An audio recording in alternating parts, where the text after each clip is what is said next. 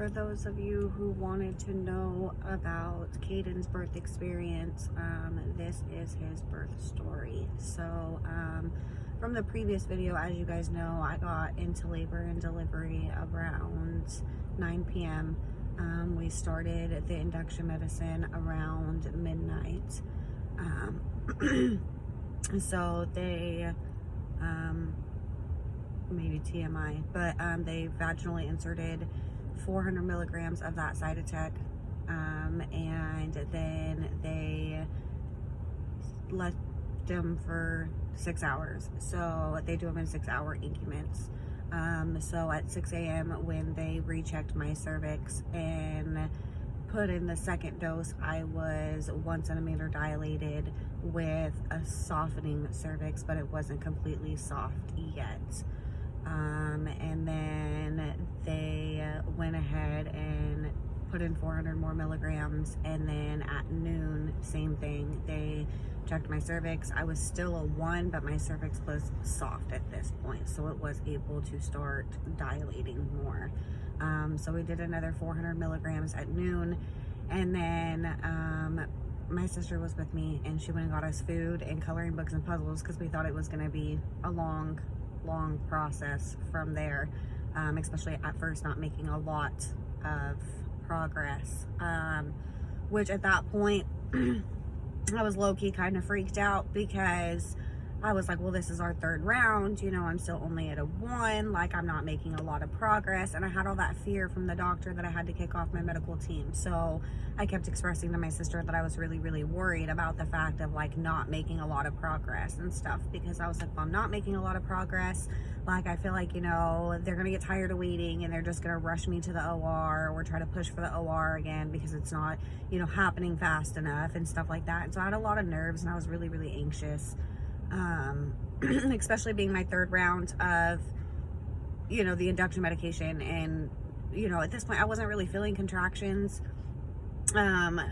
So it was one of those things where they felt like poop cramps. They didn't feel like period cramps. They didn't really feel like, you know, contractions. You know, I've had 3 other kids, so I know what contractions feel like. But they weren't severe either. They just kind of came and went, and I wasn't in enough pain to even be complaining about it. You know, I would just get some random discomfort here or there. And so I would get up and I'd go and I'd walk around, and, you know, I stayed up and active just because I didn't want to like just sit there in the bed, you know. And I know that when like you're trying to like induce labor naturally, and I know that when you're in labor, you know, moving around is really beneficial to like get the process going and stuff. And so around 3 o'clock, I had what they call is like your bloody show. I had lost my mucus plug and stuff.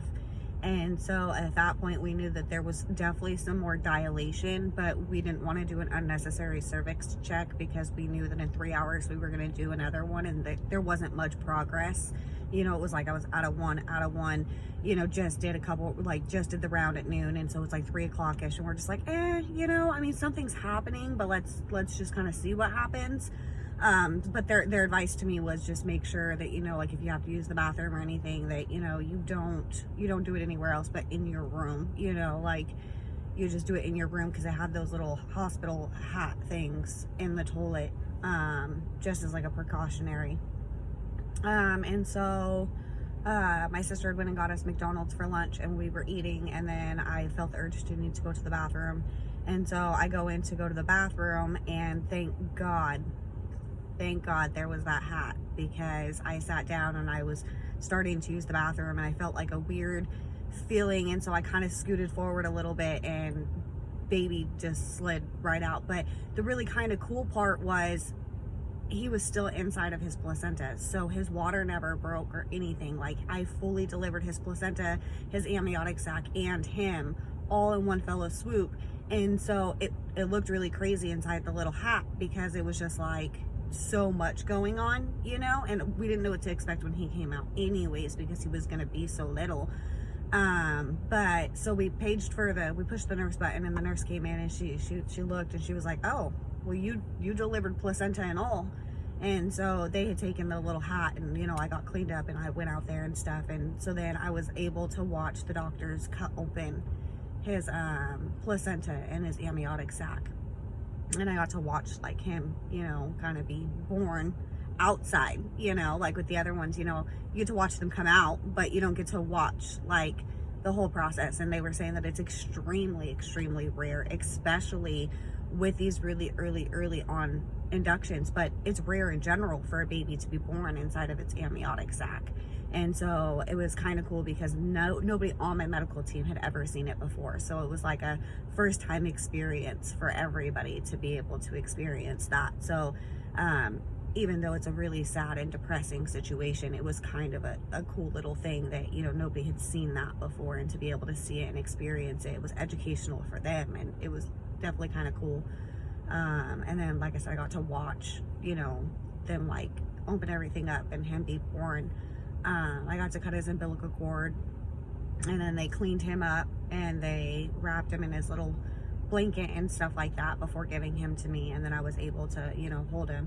I thought that there was going to be a lot of rush, like they were going to want to, especially after he was born and stuff, that they were going to want to turn the room over, and I wasn't sure like what protocol was with how long I was going to be able to keep him with me and stuff, because they do start decomposing and stuff, especially once they're in the air and they're not preserved in their amniotic fluid anymore and stuff. But I was able to keep him as long as I wanted to.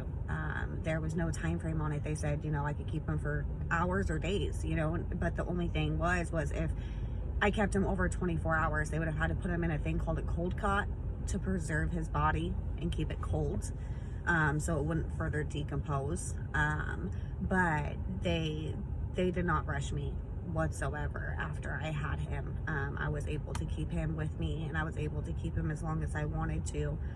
And they had these little kits with these little blankets that came with 2 diapers and 2 hats, and one was a keepsake for mom and one was, for baby.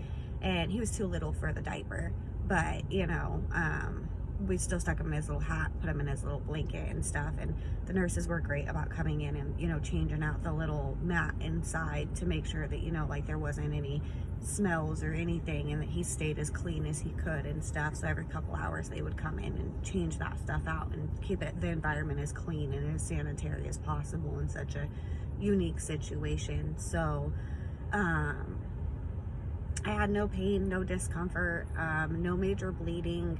They were concerned that I would end up in the OR because most of the time the placenta doesn't deliver in a hole, and so they have to go in and get the rest of the placenta. But because he was born still with his placenta and his amniotic sac and everything, I didn't have that. I didn't have any of that to worry about. So it was a really smooth delivery with no complications, which is amazing. And the fact that it progressed so fast, it went from nothing to something in under 3 hours. He was born at 3:20, so 3 hours and 20 minutes from my last dose when I was only a 1, and all of a sudden I dilated and he just came right out. It was pretty crazy how fast all of it happened. None of us were prepared for it to happen that fast. So and then, like I said, I kept him with me all the way until 10 a.m. the next day. So I kept him a little less than 24 hours.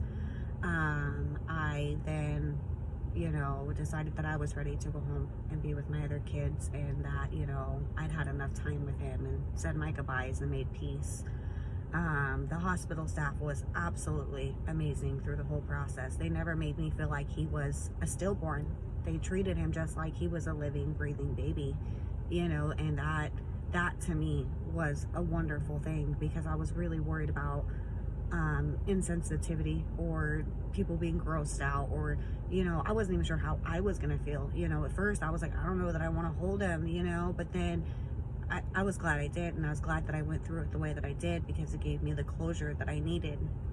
And like I said, the staff, I was really concerned with it being a stillborn, that nobody was going to want to interact with him, and that they weren't going to have things to make it feel like he was special or important. But they had everything to make him feel like he was special, and everything to make him feel like he was important. So even though it was such a traumatic experience mentally, they did everything that they could to make it to where it wasn't as hard as it would have been had they just treated him like, you know, he was already, you know, gone. And so I really appreciated that a lot. And I told my staff how thankful I was for them and the way that they handled the situation. So yeah, Kayden was born at 3:20 on February 15th, and he was 2.7 ounces, and he was 6 inches long. So him was a tiny little thing. But yeah, that's Kayden's birth story. I am gonna do another video on, like I was telling you guys, some of the really cool things that they did, you know, the packages and stuff that they put together for my kids and, you know, for me and stuff like that, and some of the keepsake stuff that they did for us to be able to bring home. But I try not to make these videos too long for you guys, and, you know, some of you guys might not want to hear about the birth story, but you guys want to hear about the cool little, you know, things that they put together. So I'm trying to, you know, give you guys the options, like I said, of what you want to hear and what you don't want to hear. So stay tuned for the next video.